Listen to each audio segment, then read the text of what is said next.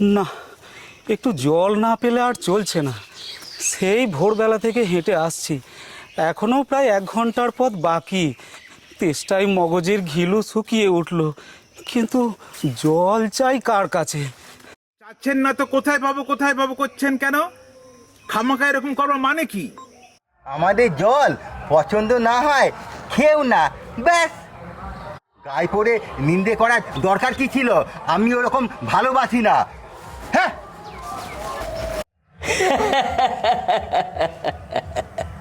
কি হে, এত তর্ক বিতর্ক কিসের? মশাই, একটু জল মিলবে না কোথাও?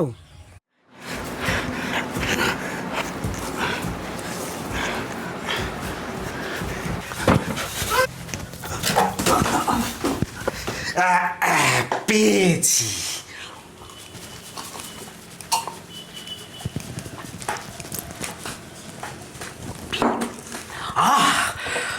বাঁচা গেল।